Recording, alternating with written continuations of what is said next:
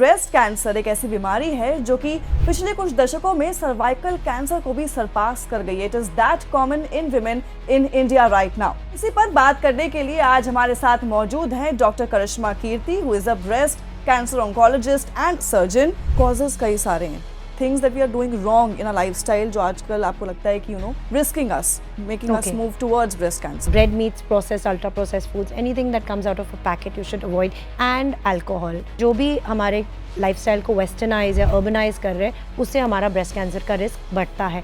Breast feeding को भी breast cancer से लिंक किया गया है, that it can reduce the risk of breast cancer. How is it possible? अगर आपका पीरियड्स लेट शुरू होता है, जल्दी खत्म होता है, तो number of period cycles going down, ज़्यादा बार pregnancy, full term pregnancy going down. When you are breastfeeding भी आपके पीरियड्स बंद होते हैं अगर आप अच्छे से ब्रेस्ट फीड करें। इज ब्रेस्ट कैंसर क्यूरेबल और not? So at stage 1 it's around 95%, stage 2 आपका survival is around 90%, stage 3 it drops down a little further, 75, maybe 60%, and then as you go to stage 4 it drops below 50% at 5 years. Half the game is your mental game. Of course chemotherapy मुश्किल है लेना, लेकिन अगर आप mentally strong हो गए तो I really think you can do it. And same for radiation, it's a 5-minute thing, you can go back to your work.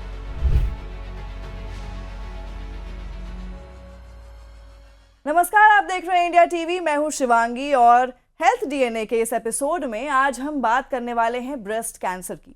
Because breast cancer एक ऐसी बीमारी है जो कि पिछले कुछ दशकों में सर्वाइकल कैंसर को भी सरपास कर गई है। It is that common in women in India right now. There are multiple causes, risk factors जिनके बारे में हमें पता ही नहीं है, लेकिन अगर आपको अर्ली साइंस और सिम्टम्स पता चल जाएं तो इनका ट्रीटमेंट हो सकता है। तो इसी पर बात करने के लिए आज हमारे साथ मौजूद हैं doctor Karishma Kirti, who is a breast cancer oncologist and surgeon. Ma'am, thank you for joining us and welcome to India TV. Thank you Shivangi, thank you for having me on this show.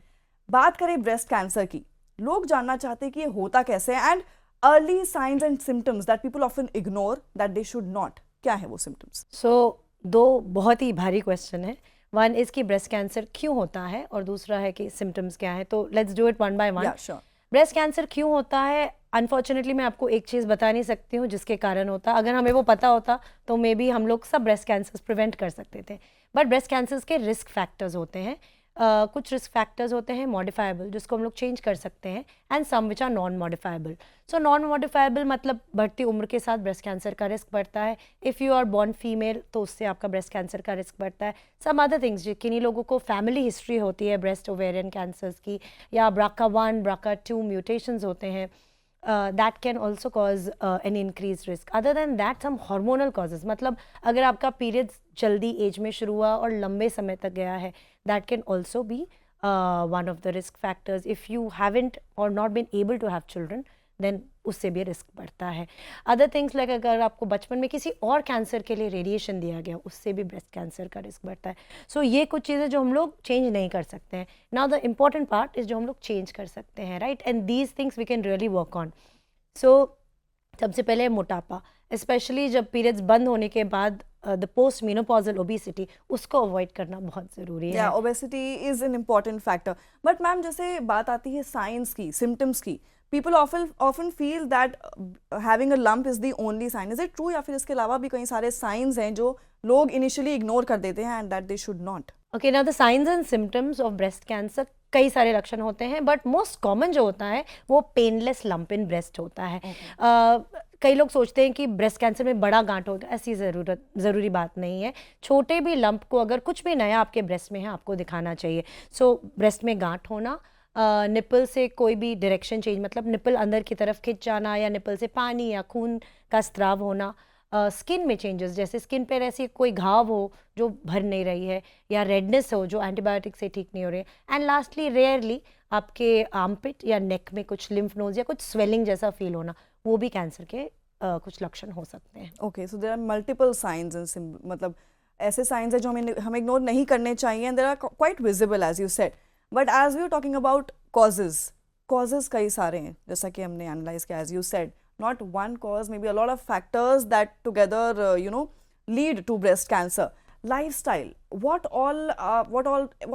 things that we are doing wrong in a lifestyle जो आजकल आपको लगता है कि in today's time that is affecting our, or maybe risking us, making us move towards breast cancer? What are मैं उसको थोड़ा change करूंगी और मैं बोलूंगी क्या हम बेहतर कर सकते हैं जिससे हमारा ब्रेस्ट कैंसर का रिस्क कम हो जाए, और वन ऑफ दैट इज अपने वेट को नॉर्मल रेंज में मेंटेन करना.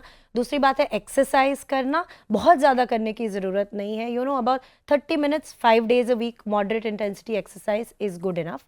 Other than that, eating healthy, that's a big one. कि red meats, processed, ultra processed foods, anything that comes out of a packet you should avoid. घर का पौष्टिक मतलब local जो प्रोड्यूस है वो खाना चाहिए. एंड अल्कोहल, यू नो, जब मैं आपसे बात करूँगी तो आप नोटिस करेंगे जो भी हमारे लाइफस्टाइल को वेस्टर्नाइज या अर्बनाइज कर रहे हैं उससे हमारा ब्रेस्ट कैंसर का रिस्क बढ़ता है. And that is very true. Other thing is having children late, 30 के बाद बेबीज़ होना, उनको ब्रेस्ट फीड नहीं करना या नहीं कर पाना, उससे भी ब्रेस्ट कैंसर का रिस्क थोड़ा बढ़ सकता है. Long term use of oral contraceptives, तो अगर आप 5 साल या उससे ज़्यादा ओरल कॉन्ट्रासेप्टिव्स ले रहे हैं, you can think about a change. You know, talk to your gynaecologist. आप उसको चेंज करके दूसरे मेथड भी यूज़ कर सकते हैं कॉन्ट्रासेप्शन के लिए. Long term use of hormone replacement, periods के बाद HRT यूज़ करना, इससे भी ब्रेस्ट कैंसर के रिस्क बढ़ सकते हैं. And these are very modifiable. आप इसको चेंज कर सकते हैं. अगर आपको इसके बारे में नॉलेज है तो you can take steps to change and reduce your risk of breast cancer. Exactly. Now, as you were discussing about alcohol, alcohol कितना impact करता है, and is there a safe limit कि अगर हम इतना पियेंगे तो चलेगा, we are not at risk? Is there a safe limit to alcohol? So more recently, alcohol has moved to group 1 carcinogen and it's a toxin. अब हम लोग उसको कोई भी safe limit नहीं है. Even 1 drink a week, a month, nothing is a safe limit for alcohol. So the best thing है to avoid it completely. The practical thing है कि आप अपने तरीके से उसको reduce करके पूरी तरह बंद करें. So start with reducing number of days. Start with reducing strength of drinks, move to less alcohol by volume drinks, and then stop it completely. तो I think जो आपके lifestyle को के साथ जो आप कर सकते हैं, जो sustainable है, I think that's more important. Not कि मैंने छोड़ दिया, आज से नहीं पीऊँगा और फिर you know 1 week later you're back. Yeah. Make small changes, so वो ज़्यादा समय तक आप उसको sustain कर पाएंगे. And what about smoking? Smoking is just, you know, पहले earlier we used to say there is no shown causality, लेकिन more recent data suggests that smoking, cigarette smoking may cause breast cancer. उसका mechanism पर से हमें बहुत अच्छे से understandable नहीं है. Maybe the way it causes inflammation in the body, etc. But the important thing is that it may cause breast cancer. More data, more research is needed. But we do know that smoking के कारण कई सारे और illnesses हो सकती हैं. Yeah. So I don't think smoking is advisable for anybody in any amount. Right. Now, obesity के आपने बात करी, अपने आप को ज़्यादा overweight नहीं होना है. How it affects breast cancer? How is it linked to breast cancer? So many ways. Actually, जब भी when you are obese, your whole body is in a status of inflammation, and chronic inflammation causes cancer. ये हमारे को known है. The other thing is that there is more estrogen in the body, more hormones, because जो peripheral fat है उसमें भी estrogen produce होता है. So that could be also another link for causing. So these are mainly the 2 main जो mechanism होते हैं जिससे मोटापा से breast cancer होने का risk रहता है. Are there any particular foods or superfoods or dietary habits that can lower the risk of breast cancer? So yes, healthy fats like omega-3, omega-6, flax seeds that have lignans, all of that is थोड़ा, and generally following a Mediterranean diet अच्छा होता है breast health के लिए. And breast feeding को भी breast cancer से link किया गया है, that it can reduce the risk of breast cancer. How is it possible? How is it possible? So I'll tell you, जैसे कि मैंने बोला ना कि early menopause, late periods बंद होना, and जितने आपके फुल टर्म प्रेगनेंसी होगी उससे भी ब्रेस्ट कैंसर का रिस्क कम होता है. क्यों? क्योंकि इससे आपके नंबर ऑफ साइकिल्स कम होते हैं. तो अगर आपका पीरियड्स लेट शुरू होता है, जल्दी खत्म होता है, तो number of period cycles going down. ज़्यादा बार pregnancy, full term pregnancy going down. When you are breastfeeding भी आपके पीरियड्स बंद होते हैं अगर आप अच्छे से ब्रेस्ट फीड करें, तो number of cycles going up, because every time आपके पीरियड्स आते हैं your body goes through one whole hormonal change. उसमें ब्रेस्ट के जो सेल्स होते हैं, जो डक्ट्स होते हैं, proliferate and then they go back down. तो वो थोड़े एक्टिव होते हैं, थोड़े डॉर्मेंट होते हैं. इसमें कई हमारे बॉडी में कई सारे सेल्स हैं जो कि फुल्ली नॉर्मल नहीं है, they may be abnormal. So when this जो हार्मोनल चेंज होता है उससे ये सेल्स मल्टीप्लाई हो सकते हैं. एंड ऑफ कोर्स हमारे बॉडी में बहुत सारे मैकेनिज्म्स हैं जो इन ट्यूमर सेल्स को एराडिकेट करते हैं, लेकिन that's not always full proof. Okay, but not every woman can breastfeed for that long, maybe, and it's not possible lifestyle. 100%. And as I said कि breastfeeding some people can't do, some people choose not to do. और हमें जो मैंने अभी बोला है इससे ऐसे नहीं सोचना चाहिए ओ मेरे साथ ऐसा हुआ, but what can I change, which जो मैसेज है जो मैं देना चाहूँगी कि आप उसमें से ये लीजिए कि मैं एक्चुअली अपने लाइफ में क्या चेंज कर सकती हूँ, what in my health is in my hands, and that is the message I would like you to take. Is there any particular age bracket where we are at a higher risk of breast cancer or a lower? Generally, I would say between 40 to 70, right? So in India, जो median age of diagnosis for breast cancer है 47 to 52 के बीच में. So most of the cancers are found at this age. हमारे country में actually a lot of young women are also getting breast cancers, और उनके diagnosis में कई बार थोड़ा delay हो सकता है because even women think कि इतने young age में नहीं हो सकता. Sometimes वो जो primary caregivers या doctors के पास भी जाते हैं, they also think that it's probably a benign fibroadenoma, जो कि एक benign tumor है, young patients में ज़्यादा देखा जाता है, और कई बार उससे few months या even a year का delay हो सकता है. So although there is a common age, it doesn't mean that a 30-year-old को ब्रेस्ट कैंसर नहीं हो सकता है. और अगर आपके ब्रेस्ट में गांठ है जो बढ़ रही है, या आपको लगा कुछ स्किन पे लालपना है जो आपने एंटीबायोटिक्स लिए नहीं ठीक हुआ, then it's time to get it checked again and again if it's not getting fixed. And who is at a higher risk of having breast cancer? अब ब्रेस्ट कैंसर का रिस्क तो ऑफकोर्स जैसे हमने risk factors बात की है उसके बारे में, बट आई थिंक स्पेसिफिकली जिनके फर्स्ट या सेकेंड डिग्री रिलेटिव्स में ब्रेस्ट कैंसर या ओवेरियन कैंसर, मतलब योर मदर, सिस्टर, या तो अगर आपको पता है कि आपको कुछ जेनेटिक म्यूटेशन है उससे रिस्क बढ़ता है, उन लोगों में ब्रेस्ट कैंसर का risk definitely much higher than an average individual होता है. एंड जैसे कि मैंने रिस्क फैक्टर्स की बात की, अगर आप अर्बन सेटअप किसी मेट्रो में रहते हैं, यू आर ड्रिंकिंग और you're taking oral contraceptives for a long time, you've not been able to have children, or for any of जो हमने बोला है overweight, अगर इसमें से कुछ भी आपको risk factors 2 or more है, then I think you should consider yourself at a high enough risk to consider screening. मतलब आपको अपना खुद का examination and mammographies भी करनी चाहिए. Okay, and how much are at risk if I talk about men? Are men also at risk of having breast cancer? So I'll tell you. Generally men का हमारे पास उतना डेटा नहीं है. I will give you whole perspective. In western countries 1 in 8 women, 8 में से एक महिला को ब्रेस्ट कैंसर होता है, which is around 12% life time risk. वही नंबर हमारे अर्बन सेटअप में 1 in 24 है. ठीक है, तो मतलब 24 महिलाओं में एक जन को ब्रेस्ट कैंसर का रिस्क है, और यही रूरल एरियाज में, मतलब गाँवों में 64 में 1 women, which is about 1.5% risk. तो ये विमेन का रिस्क है. कहीं भी मेन का रिस्क इससे 100th होता है. मतलब अगर हम लोग 100 विमेन को डायग्नोज करते हैं, वी डायग्नोज 1 मैन.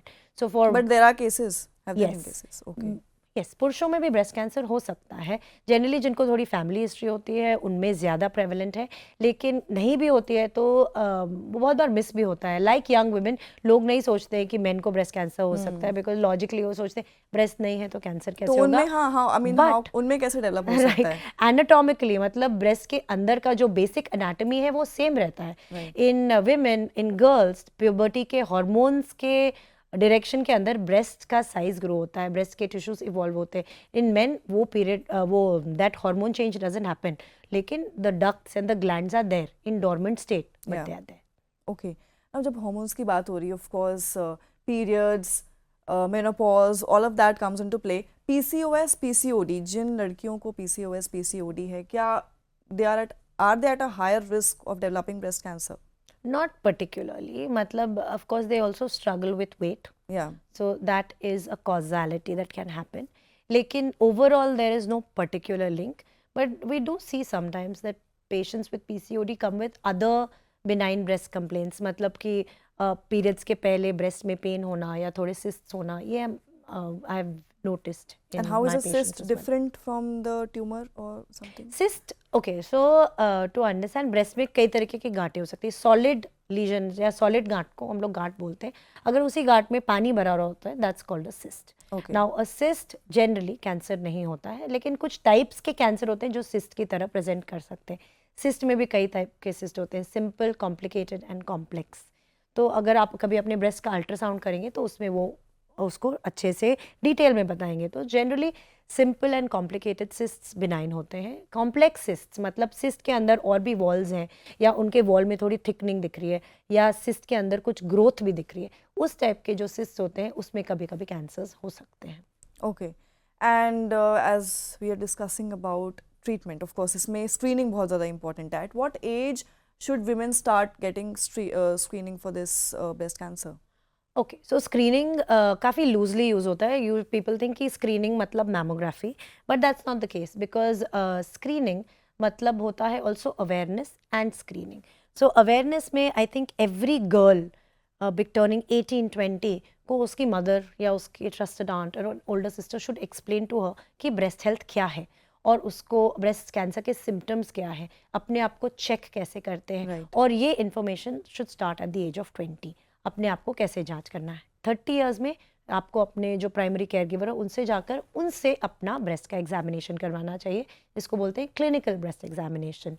और at the age of 40 meet an oncologist and उनसे पूछिए क्या मुझे मैमोग्राफी कराने की ज़रूरत है। तो वो आपके पर्सनल कैंसर रिस्क को असेस करके आपको एडवाइस कर सकते हैं कि आपको मैमोग्राफी की ज़रूरत है और you are okay with just clinical breast examination and self breast दोनों में एग्जामिनेशन। डिफरेंस क्या रहेगा, clinical breast examination and mammography? So self breast examination is खुद का एग्जामिनेशन करना, clinical breast examination same examination कोई डॉक्टर या somebody who is train to do it कर रहा है, एंड मैमोग्राफी इज ब्रेस्ट का एक्सरे या इमेजिंग निकालना। इसके बाद ट्रीटमेंट ऑप्शंस क्या अवेलेबल रहते हैं पेशेंट्स के पास?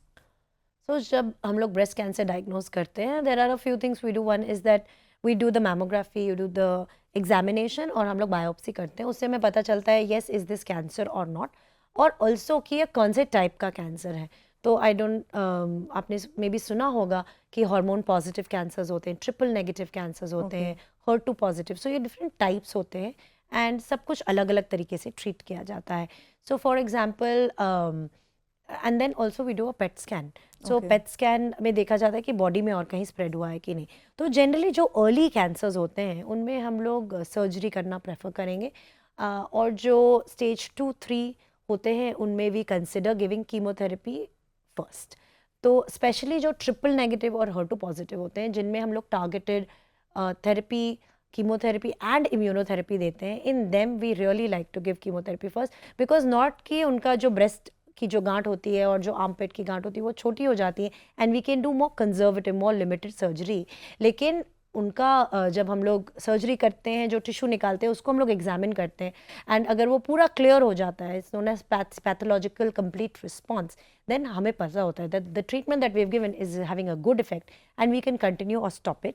लेकिन अगर हम देखते हैं कि कैंसर सेल्स फिर भी बचे हैं, वी कैन चेंज ट्रीटमेंट।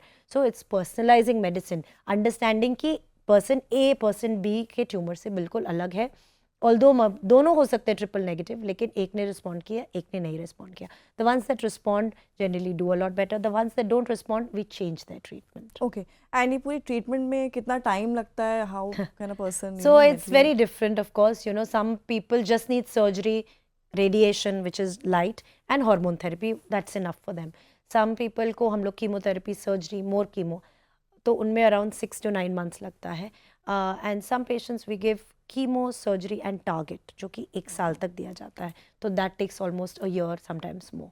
तो different लोग, different stage, different subtype, different time duration. ये हर किसी पे डिपेंड करता है कि कैसे उसकी बॉडी रिसीव करती है, कैसे रिएक्ट करती है। Basically it depends on tumour biology and stage कि हम उनको कितना ट्रीटमेंट दे रहे हैं और क्या ट्रीटमेंट दे रहे हैं। ओके, ट्रीटमेंट से बात आती है कि सवाल जो सबके दिमाग में रहता है, इज ब्रेस्ट कैंसर क्यूरेबल और not? So I would say that breast cancer में हम लोग ओवरऑल सर्वाइवल देखते हैं एंड आउटकम्स देखते हैं। एंड अगर आप you know the something known as stage 0 which is known as pre-cancer or ductal carcinoma in situ and or DCIS। तो इसमें जो कैंसर सेल्स हैं ना वो ब्रेस्ट जो मिल्क के डक्ट है उसके अंदर ही रहते हैं, उसके बाहर नहीं गए, so they have no potential to spread in the rest of the body.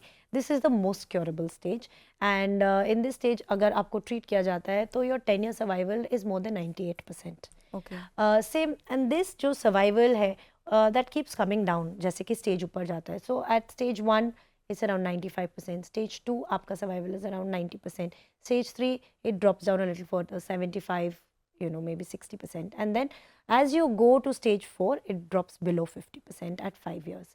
So this keeps changing a little bit more based on stage. So is it curable? You are free of disease. Okay. Okay. Can anyone in the whole world tell you that your cancer will never come back? कोई भी ये guarantee नहीं दे सकता है. And that's why follow up, जो आपके doctor बोलते हैं यस आपका ट्रीटमेंट कंप्लीट हो गया है, आपको 3 महीने में वापस आना है, वो बहुत इंपॉर्टेंट है. हर 3 महीने या 6 महीने जैसे आपके डॉक्टर आपको एडवाइस करते हैं, you should come back, get yourself check. अगर दोबारा होता भी, इट्स नॉट कि ओ अभी दोबारा हो गया, अभी कुछ नहीं करता. There are lots of second line, third line treatments. Cancer is almost become like a chronic disease now, कि उसके second, third, fourth line and every day, every month नए नए ड्रग्स आ रहे हैं. So there are lots of options and you know we can treat it for very long now and patients can do well with और without you know continuing treatment, और if they are done with treatment उसके बाद भी वो कई सालों तक ठीक रहते हैं. Okay.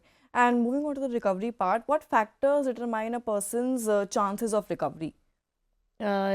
Recovery. Yeah. So depends आप क्या करें. I'll tell you one thing that really helps is a positive mindset and trying to do as much as you can in terms of अपना काम पे जाना या अपने exercise continue करना. So recovery में क्या होता है? See, surgery when we do, we tell them physio and a lot of patients feel tired, pain and वो avoid करते हैं. But उससे क्या होता है that your shoulders get more jammed.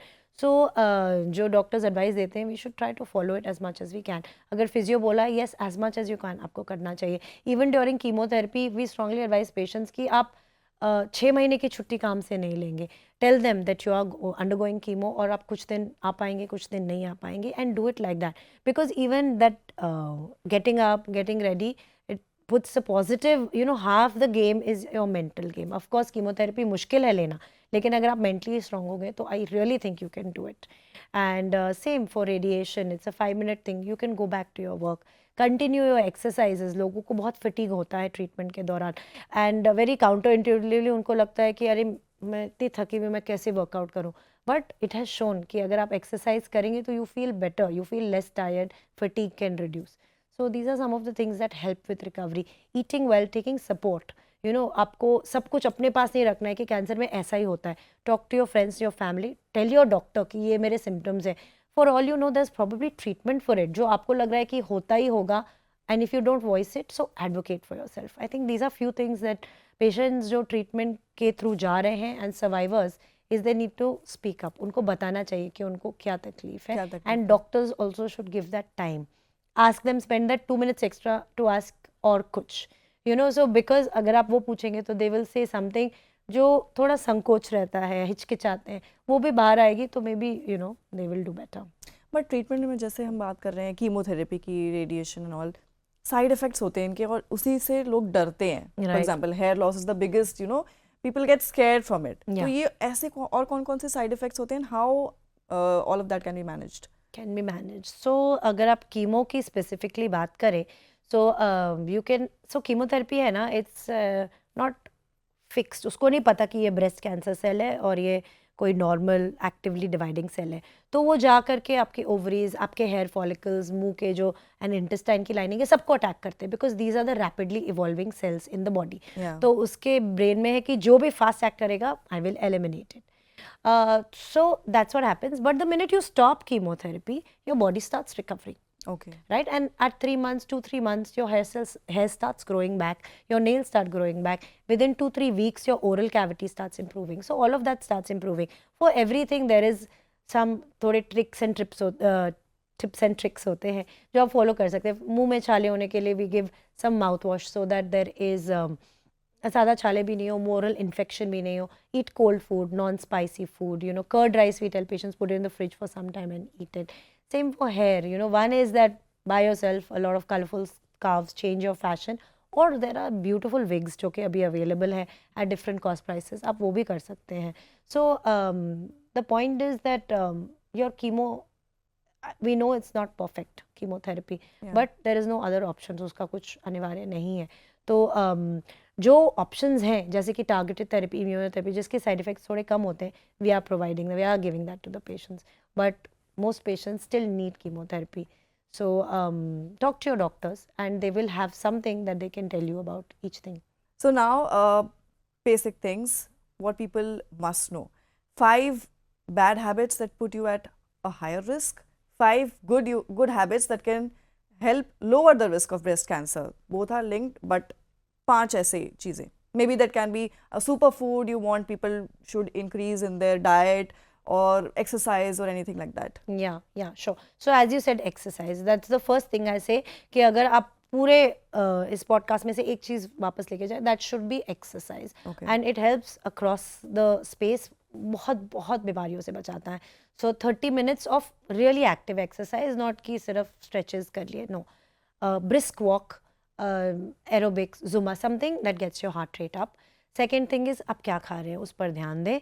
तो green leafy vegetables, nuts, seeds in limited amounts, and avoid red meats and जो भी processed food है उसको. Avoid alcohol completely as far as possible. उसके अलावा I would say examine yourself and go for screenings. ये भी बहुत important है. सी एवरीथिंग कांट, हम लोग पूरी तरह से किसी चीज़ को एलिमिनेट नहीं कर सकते. कोई भी इम्यून नहीं है. Even with all the information जो मेरे पास है, मैं भी नहीं बोल सकती हूँ कि मैं ऐसे स्टेप्स लूँगी जिससे मुझे कभी ब्रेस्ट कैंसर नहीं होगा.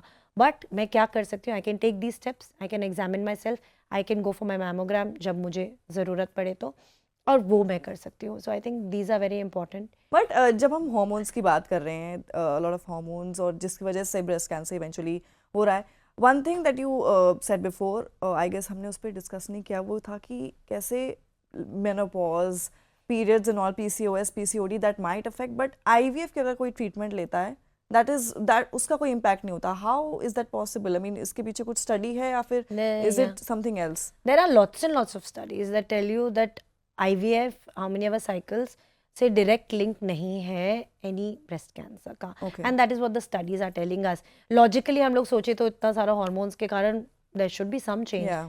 but it's not seen. So ऐसा नहीं है. That मतलब is अगर what the science and the evidence is telling. so अगर कोई IVF भी करा रहा है बहुत बार, तो जरूरी नहीं है it will put them at a higher It doesn't risk. put them at a higher risk. Okay. Yeah. Overall, In fact, yeah. when हमारे जो पेशेंट्स हैं जिनको ब्रेस्ट कैंसर होता भी है, उनको भी हम लोग IVF भी एडवाइस दें, बिकॉज कीमोथेरेपी से जो एग्स हैं वो पूरी तरह से द ओवरीज हैं उसमें भी डैमेज होता है, बिकॉज ओवरी के भी सेल्स आर फास्ट डिवाइडिंग. तो अगर हमारे पास टाइम मिलता है तो हम लोग एक साइकिल जस्ट ट्रीटमेंट शुरू करने के पहले भी कर लेते हैं. And is an important thing onco fertility.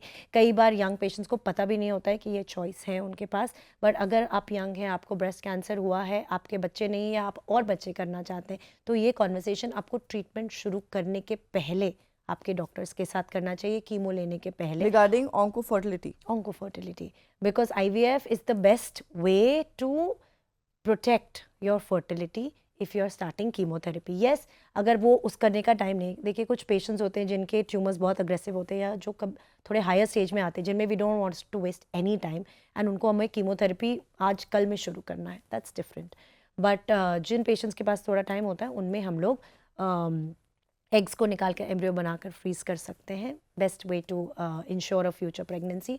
और नहीं तो कई बार we give one this injection which switches off the ovaries, जो ओवरीज को फिलहाल वाइल टेकिंग कीमोथेरेपी बंद कर देता है. तो जब वो ओवरी शट है, that chemotherapy drug can't recognise as a fast, because वो बिल्कुल बंद है. हाँ. तो ovaries also get protected like that. So that's nice. I mean, अगर किसी को ब्रेस्ट कैंसर है और वो ट्रीटमेंट ले रहे हैं, but they can be fully insured एक तरह से, कि उन्हें इस बात का डर नहीं होगा कि आगे चल के मुझे बच्चा होगा कि नहीं. They are like secure in that manner. Yes. So a lot of patients आगे चलकर वो लोग ट्रीटमेंट जो हार्मोनल ट्रीटमेंट पे रहते हैं, now there study positive trial which also shows कि आप 2-3 साल के बाद you can take almost an 18 month to 2 year break to try pregnancy within the first 5 years. Because especially अगर आप young है ना, if you get cancer at 30-35, by the time your treatment is over, you're already reaching 38. तो आजकल जो studies हैं, that is really helping our patients plan their first or even their second pregnancies after treatment. And also when we do breast surgery, और हम जब breast बचा के surgery करते हैं, तो वो आगे चलकर अपने बच्चों को ब्रेस्ट फीड भी कर सकते हैं. So that's also very enriching and a good bonding experience, good for the mother. बच्चों के लिए भी अच्छा है. तो आई थिंक ये भी एक इम्पॉर्टेंट बात है. तो ऐसा नहीं है कि अगर आपको ब्रेस्ट कैंसर और आपको ट्रीटमेंट हुआ है तो आप बच्चे या ब्रेस्ट फीडिंग नहीं कर सकते हैं. All of that information and ability अभी है हमारे पास, वो टेक्निक है, टेक्नोलॉजी है. तो आस्क क्वेश्चंस. Mastectomy. वो किस स्टेज पे होती है, and is it always required और समथिंग लाइक दैट, मतलब उसके बारे में अगर आप थोड़ा इन्फॉर्मेशन देंगे माय व्यूअर्स को। तो यस, ब्रेस्ट सर्जरी दो तरीके से की जाती है ब्रॉडली। एक है हम लोग ब्रेस्ट बचाकर, मतलब लंप को निकालना, उसके चारों तरफ मार्जिन को निकालना, और आर्मपिट की सर्जरी एक तरफ। दूसरा है पूरा ब्रेस्ट निकालना, विच इज़ कॉल्ड मैस्टेक्टमी। क्या हम सब में करते हैं? नहीं, we do it quite rarely, specially now जब पेशेंट थोड़े अर्ली स्टेज में आ रहे हैं, छोटी गांठ है, हम लोग ईजिली निकाल सकते हैं। जब ब्रेस्ट की गांठ बड़ी है, या ब्रेस्ट में 2-3 जगह गांठें हैं, या तो फिर जो DCIS जैसे मैंने बोला वो पूरे ब्रेस्ट में फैली हुई है, या तो फिर स्किन इन्वॉल्व में, मतलब लेटर स्टेज में है, इनमें हम लोग मैस्टेक्टमी करते हैं। अगर अर्ली स्टेज है लेकिन 2-3 जगह है, इनमें हम लोग स्किन निपल बचा के मैस्टेक्टमी करके उसके अंदर हम लोग अब्डोमेन टिश्यू, मतलब फ्री फ्लैप बैक का टिश्यू, या तो फिर इम्प्लांट भी डाल सकते हैं, और उसे डायरेक्ट, मतलब ऑपरेशन के दौरान ही हम ये पार्ट साथ में कर सकते हैं, तो पेशेंट का पूरा सर्जरी साथ में हो सकता है। इमीडिएट रिकंस्ट्रक्शन बोला जाता है इसको। Okay, so there are different aspects to this surgery. Overall what would be your message to people, to specially women out there regarding breast cancer, that उनको ध्यान रखना चाहिए while going through So I would tell all women to prioritize their health. वो main बात है, because अगर आप अपने हेल्थ का नहीं ध्यान रखेंगे एंड यू थिंक कि अच्छा इसके एग्ज़ाम के बाद, इनके काम के ट्रिप के बाद, तो आपका नंबर कभी नहीं आएगा। एंड अगर आप अपने हेल्थ का ख्याल नहीं रखेंगे then you can't help your family. ठीक है, तो अगर आप उस पर्सपेक्टिव से भी सोचें तो भी आपकी हेल्थ इंपॉर्टेंट है, but also you are important. तो अपना ध्यान रखें, अपने ब्रेस्ट की जांच करें, अपना एनुअल हेल्थ चेकअप करें जैसा कि आपको एडवाइस किया गया है, and educate people around you. अपनी बहन को भी ये बात बोलिए, अपनी फ्रेंड को भी ये बात बोलिए, अपनी बच्ची को भी बताइए कि ब्रेस्ट हेल्थ क्या होता है और कैसे उनको अपनी इम्पोर्टेंस समझनी चाहिए, एंड देयरफॉर अपने हेल्थ की इम्पोर्टेंस को समझनी चाहिए। बिल्कुल। अब हेल्थ DNA में वी हैव अ सेगमेंट जहाँ पर I will say a statement and you will help me identify if it is a fact और इफ इट्स फॉल्स, ठीक है, Okay. मिथ और ट्रूथ। सो फर्स्ट स्टेटमेंट है, breast cancer only affects women over the age of 50. Is it true or false? False. False. Men can also develop cancer, breast cancer. Yes, rarely but true. Most women diagnosed with breast cancer have no family history. That is very true actually. Only about 5 to 10% is linked with family. Okay. Wearing underwire bras cause breast cancer. False, false, false, false. Okay. Using deodorants or False, false, false. Okay, so using deodorants do not cause breast cancer. That's a big false from Dr. Karishma. And thank you, doctor, for helping us understand all the risk factors, causes and everything. काफ़ी कुछ जानने को मिला, सीखने को मिला, and I'm sure आपका message हमारे viewers तक जाएगा, and they will take care of themselves. जैसा मैम ने कहा, do not keep your health as a secondary thing. Prioritize it. And in fact aware करिए सबको, जो भी आपके आसपास है, अपनी बेटियों को, अपनी बहनों को, अपनी मदर्स को, and that is the key, I guess, aware करना, खुद रहना और दूसरों को अवेयर करना। सो आई एम श्योर आपको ये इंटरव्यू पसंद आया होगा। आपके कोई क्वेश्चंस हैं तो आप कमेंट सेक्शन में छोड़ सकते हैं, और ऐसे ही और इंटरेस्टिंग इंटरव्यूज़ और सेशंस के लिए देखते रहें इंडिया TV।